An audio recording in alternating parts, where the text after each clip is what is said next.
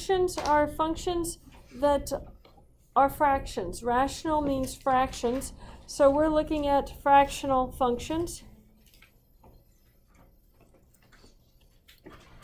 So we have n of x for the numerator over d of x for the denominator. N and d are going to be polynomials, and d is not the zero polynomial, so you don't have division by zero happening. That's what you're trying to do. Now we need some definitions, so let's look at this. What is the domain of our reciprocal function d of x equal to 1 over x? Can x be equal to 0? Can you plug in 0 into your fraction amount 1 over x? No. So it's actually minus infinity to 0 parentheses and then 0 to infinity. And that's our domain here. We can't divide by 0. So what happens then as you're getting very, very close to 0? If you look at the x value of 1, you have a y value of 1.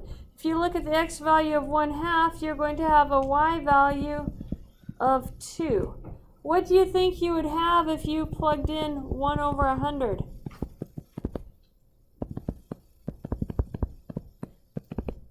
What do you do with a fraction in the denominator?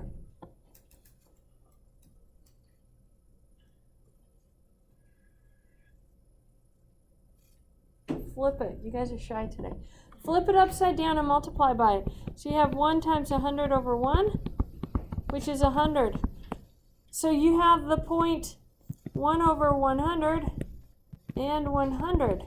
That is very small. And so what's happening is this function is going to plus infinity as you go this way. It keeps going up and up and up. Now what happens is you put bigger and bigger x values in. What would f of 100 be?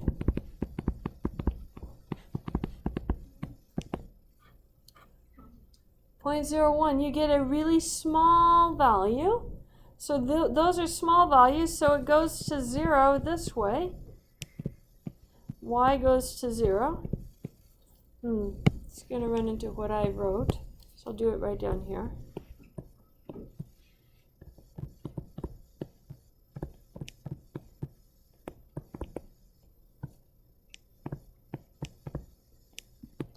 It never actually touches 0, it just approaches 0.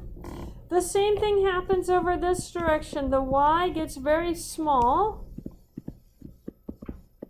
as x goes to minus infinity.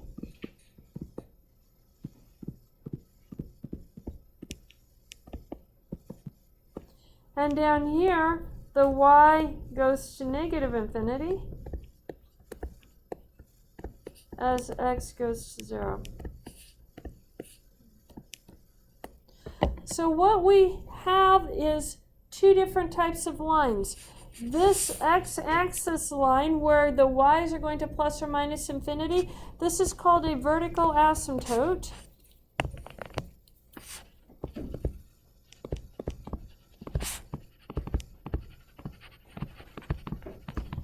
And this x-axis where the lines are approaching going to 0, this is called a horizontal asymptote.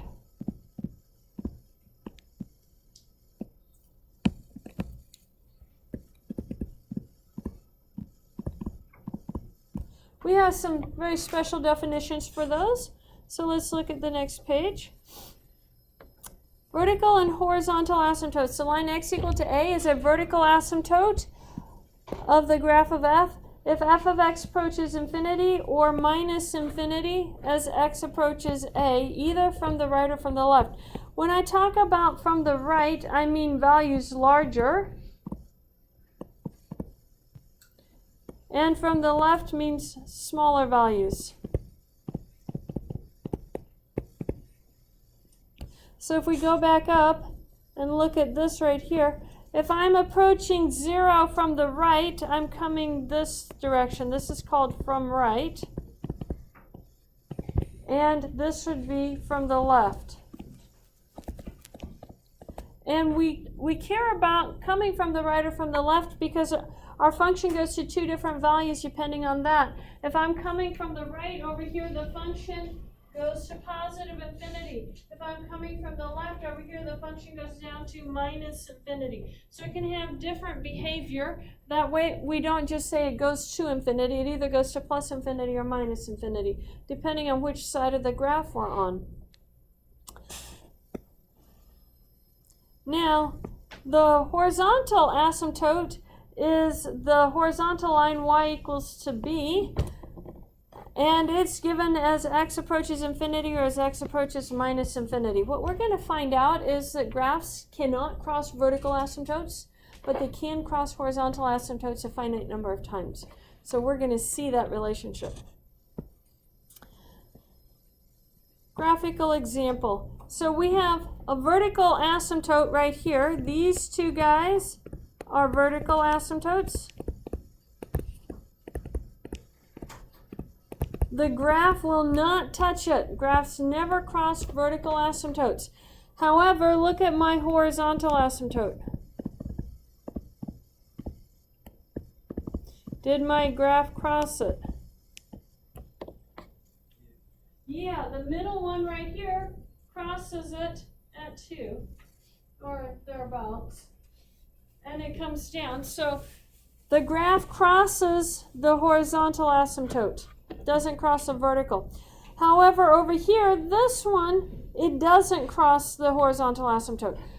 You're going to have cases where it will cross the horizontal asymptote. That will happen when your graphing has 3 parts to it. When you have 2 or more vertical asymptotes, then it can cross the horizontal asymptote. But when you only have 1 vertical asymptote, it's not going to cross the horizontal asymptote for the graph, for the functions that you guys are doing. Okay, so let's continue.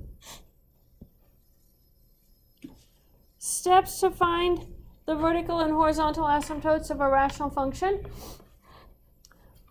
You're going to, if you have your rational function written in the form polynomial divided by polynomial, what we're going to do is factor and cancel first. That's going to be your first step. Factor and cancel. Then you'll find your domain.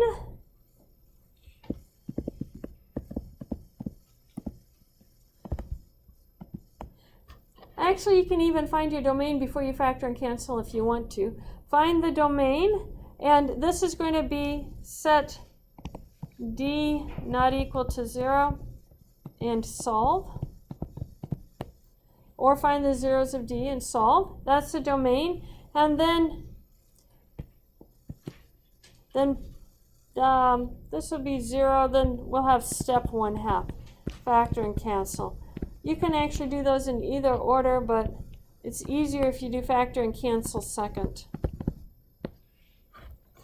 Once you factor and cancel, then you find your vertical asymptotes by looking at the zeros of what's left after canceling.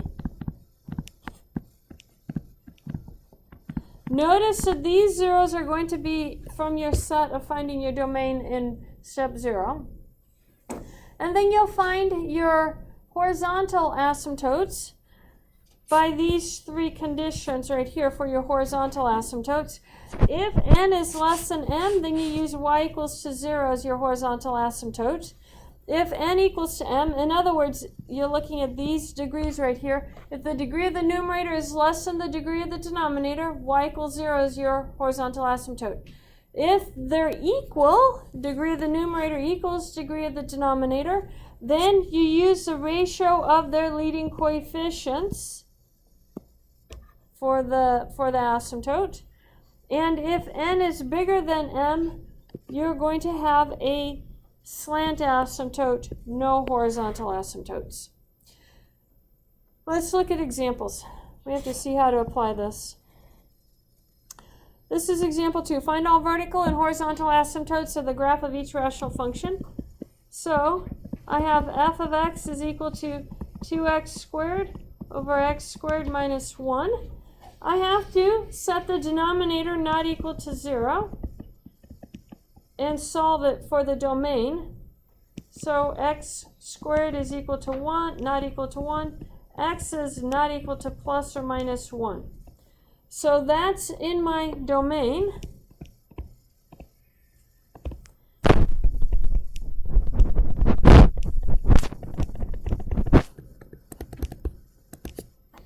And now I have to look at the vertical asymptotes.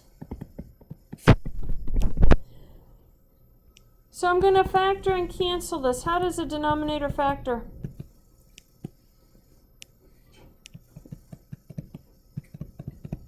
X minus 1, x plus 1? Does that cancel with anything from the numerator? No, nothing cancels. So I'm just going to set my denominator, solve each of these for x. I have x minus 1 equals 0 and x plus 1 equals 0.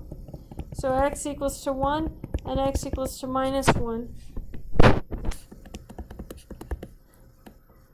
And there is my vertical asymptotes. The horizontal asymptotes come from looking at the degrees. So what is the degree of the numerator?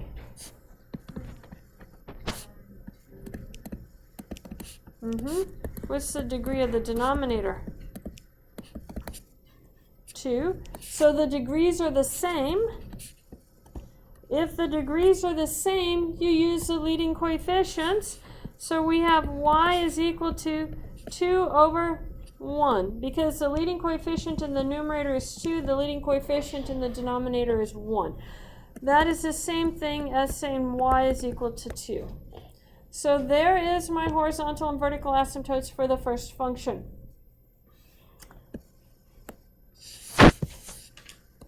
Let's look at the second one.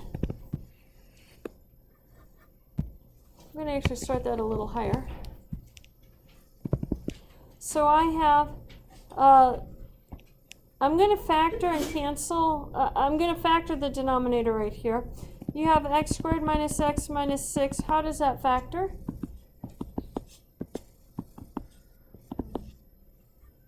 Is that minus 3 and plus 3? Plus 2? Yep. And so for my domain, I know it doesn't say to find it, but it does on your homework problem, so let's find it. Set each of these equal to 0, and you have x is not equal to 3, and x is not equal to a negative 2. That means it goes minus infinity to negative 2, union negative 2 to 3, union 3 to infinity. That is my domain. Now for the vertical asymptotes, let's factor the numerator and then we'll simplify it. What are the factors of the numerator? Is it x plus 2, x minus 1? Does that look right? So then f of x is going to be equal to x plus 2, x minus 1 divided by x minus 3, x plus 2. Does anything cancel? X plus 2.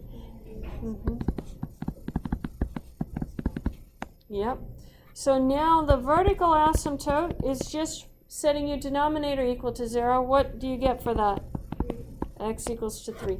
Write it as x equals because about half the time on WebAssign, they won't put the x first for you, and you'll actually have to type in that x equals.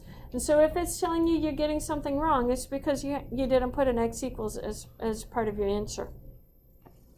Now let's look at the horizontal asymptote. What is the degree of the numerator? 2. What is the degree of the denominator? So those are the same. What is the ratio of the leading coefficients? It's going to be 1 over 1, which is 1.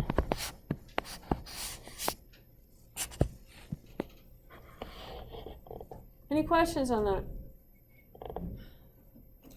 Okay. Let's carry on then.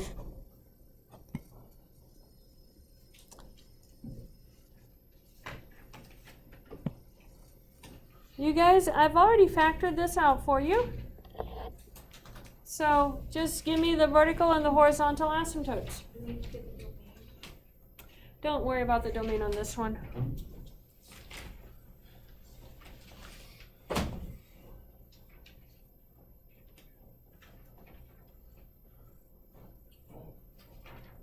checkpoint. You might want to do it.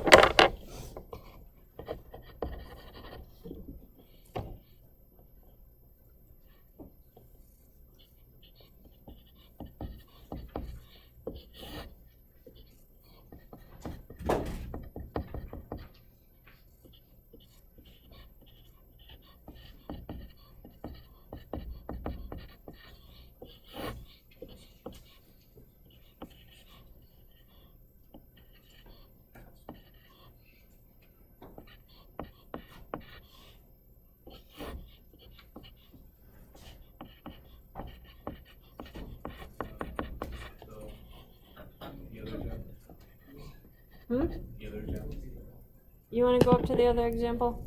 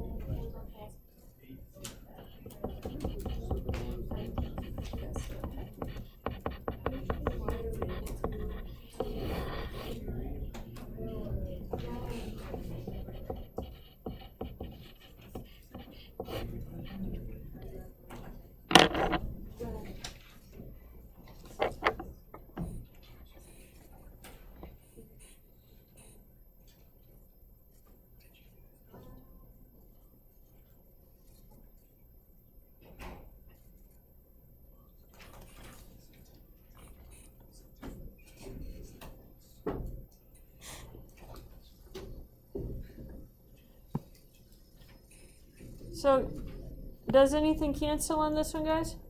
Yes. The x plus 1's cancel. So what is going to be your vertical asymptotes? 0, 2. Don't forget to write them as x equals. And then the horizontal asymptote.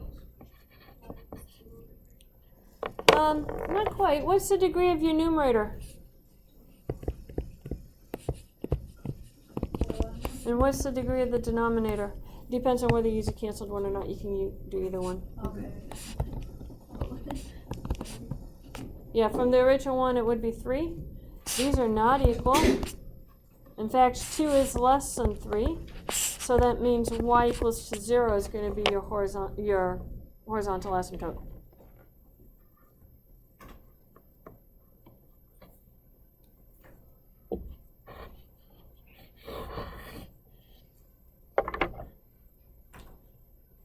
So you guys have that done now?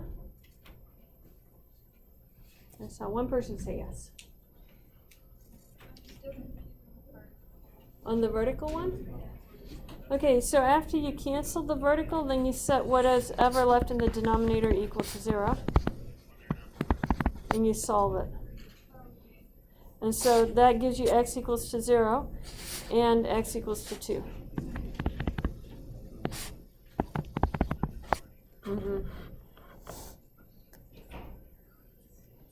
And your horizontal asymptote comes from comparing your degrees. So for the horizontal, if degree of the numerator is less than the degree of the denominator, then you use y equals to 0. If the degree of the numerator is equal to the degree of the denominator, use y is equal to leading coefficient over leading coefficient.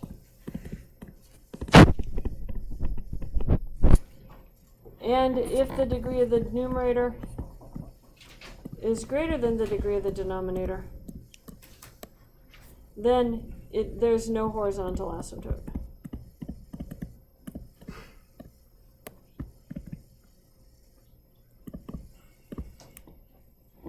That is what our work says to do.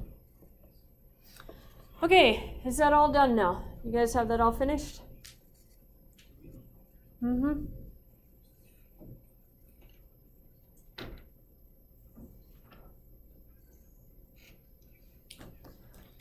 So let's continue then. We are going to actually sketch some graphs now. Sketch the graph of f of x equals x over x squared minus x minus 2 and state its domain. So I'm actually going to state the domain first. So I have x squared minus x minus 2. Let's factor that. And it's going to be an x minus 2 and x plus 1. So for the domain, we're going to have each one of these not equal to 0 because we don't want the denominator equal to 0. So I have x is not equal to 2, x is not equal to negative 1. Put them in order then. It's going to be minus infinity to negative 1, union negative 1 to 2, union 2 to infinity. This is our domain. Do you guys understand that? Factor your denominator. Set each term not equal to 0. Put them into the interval notation using from smallest to greatest. Now, after I find the domain, what I'm going to do is find the vertical asymptotes. If I look at my function right here, this is just going to be x over x minus 2 times x plus 1. Does anything cancel there? No, nothing cancels. So what is my vertical asymptote for each of these? 2 and negative 1. How did we get them? Set each term equal to 0 and solve. So there's the vertical asymptote. For the horizontal asymptote, what is the degree of the numerator? What is the degree of the denominator? 1 is less than 2, so what do we use? Y equals 0 for the horizontal asymptote. Now, I'm going to sketch what I know so far. I have my horizontal asymptote. I'm going to put that in red. Y equals 0. And we just make that a dashed line. And then the vertical asymptote is 2 and negative 1.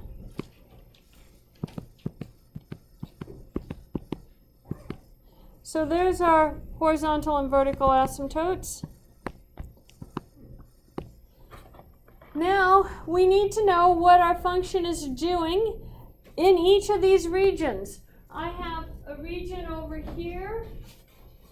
I have a region in between the vertical asymptotes, and I have a region to the right of the vertical asymptotes. We have to figure out what the function is doing in each of those regions. So what I'm going to do is I'm going to try and find x and y intercepts, if possible. So let's find the y-intercept first. How do you find the y-intercept? Set x equal to 0. So you get 0 over 0 squared minus 0 minus 2. What is 0 divided by negative 2? 0. So my y-intercept is a point 0, 0. Find the x-intercept. How do you find the x-intercept? Set y equals to 0 and solve.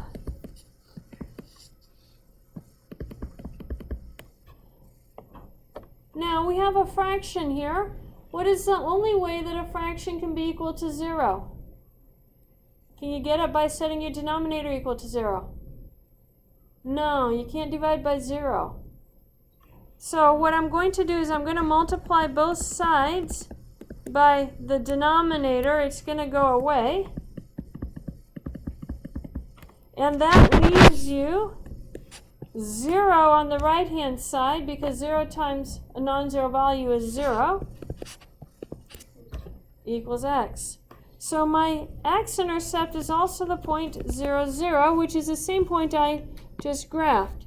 That doesn't help much. I need some more points. So now we have to make a table. And I'm going to choose values smaller than negative 1. So I'm going to plug in a negative 2.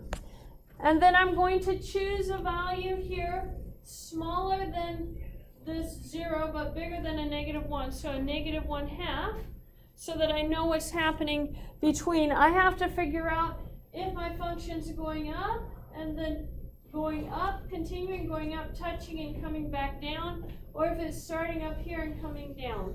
It could be one of three things. So, yep. And then we're going to plug in 1 and then 3. Yep. So let's plug it in.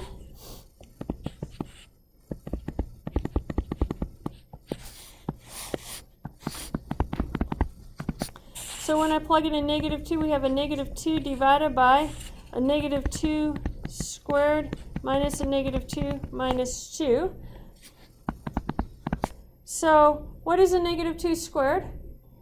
4 plus 2, 6 minus 2, 4. So we have a -2 over 4, which is -1/2. So -2 and -1/2. It's about right there. What that tells you is that it's going to approach from below, and then it has to approach that line. The ones on the edges don't cross, they approach. So I just draw it up towards that dashed line and then over here towards this dashed line. Once I find that one value, I know which quadrant it's in. Plug in -1/2, you can have -2 over -1/2 squared minus a -1/2 minus 2. So -1/2 squared is going to be a positive 1/4. Plus 1/2 gives you a positive 3/4. Minus 2 gives you a -1 and 1/4.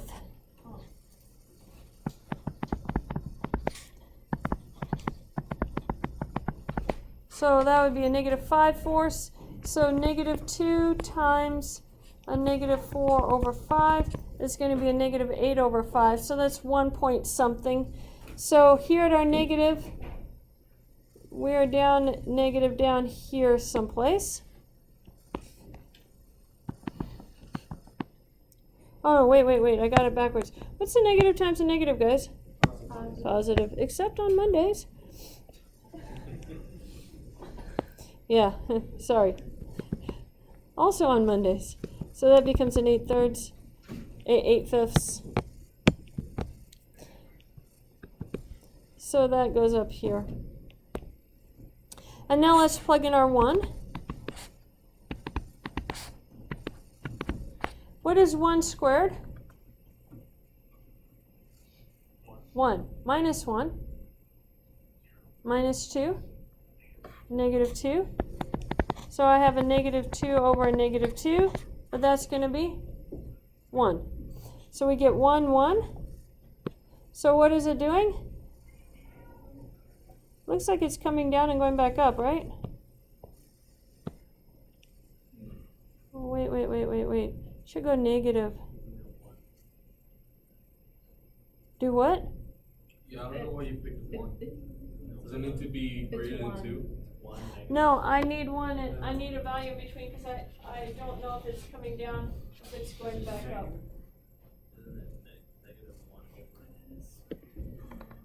I mean, just 1 over negative. Well, I have a -2 right here, right? We added the 1 on the x. Yeah, it's supposed to be 1. -1 over -1. Yeah. Square. Huh? Now I'm confused. You guys haven't figured out. What you're saying? These ones right here cancel, right? And then you get a -2. So -2 over a -2 should be a positive 1, right? Oh, I looked at above. Those aren't -2s. I have to go fix this 2 up here. I put in like, wait, what? -1/2. Yeah. Yeah, you are so right. I'm confusing myself. So this is a 1 right here. So it is 1 over -2. So let's fix this right here. This isn't a -2. This is a -1/2 over a -5/4. So this would be 1/2 And so that would be 4/5, so it's not an 8/5. It gets smaller. But it's just down here.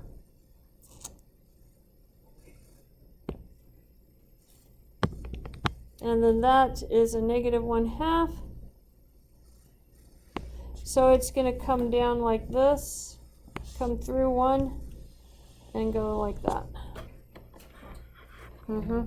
That's why you have to do 3 points in the middle, because you don't know if it's opening up, opening down, or crossing. And then plug in our 3. We're going to have 3 over 3 squared minus 3 minus 2. What is 3 squared? Minus 3? Minus 2? So we get 3 and 3/4. So 3/4 is going to be just smaller than 1. That means it has to go towards each of the lines up here above the x-axis. That's what that's going to look like. We know these basic shapes because those are the shapes the 1 over x function uses. And it's going to be the same thing. What you have to figure out is what's happening in the middle and where you have to draw your graphs at. Any questions on that? Okay, let's continue. When we sketch the graph, we have the option to ask I think what it does is it has you choose the correct graph on the homework. Oh, okay. Yeah. Okay. Because I don't think it gives you the option for graphing the asymptotes. Yeah. But you will on the test graph the asymptotes. Okay, we have to do one with slant asymptote. When you're doing slant asymptote, you cannot have a horizontal asymptote. It's either a horizontal or a slant asymptote. And you use long division to find your slant asymptote. So let's find the slant asymptote for this one right here, and then we'll be done.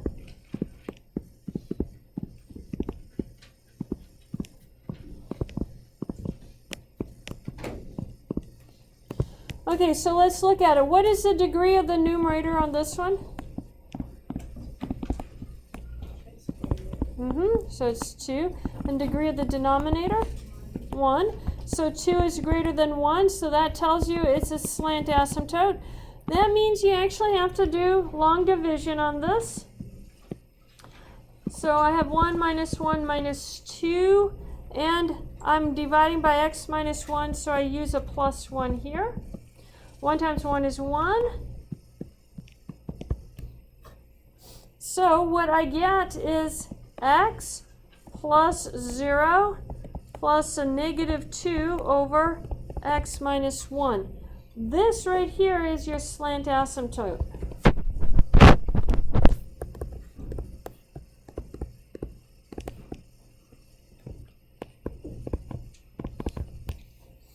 So if you were actually going to graph this, you have your y equals to x line right here.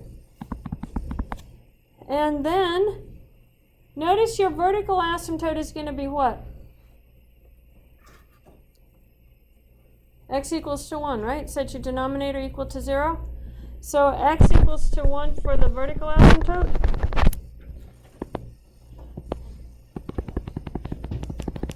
And now you have to figure out where to draw your graphs at. So you're going to choose something bigger than 1 and choose something smaller than 1. What happens if you plug in 0?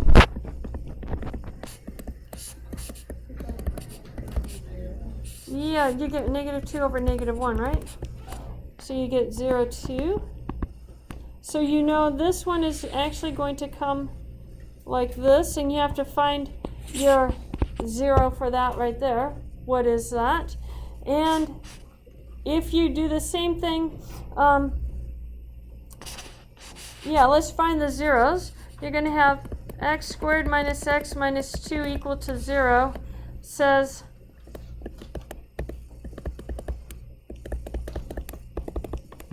x is equal to -1 and x is equal to 2. So this is a -1. And then x equals to 2 is also going to be a 0. So you know it's going to go like that on your slant asymptotes. It could have just as easily gone inside right here and been little U-shaped values. That can happen too. So you have to plug in a value on either side of your asymptote, your vertical asymptote, to figure out what's happening. Okay, we're out of time for today. Make sure your names are on your quizzes and that you turn them in.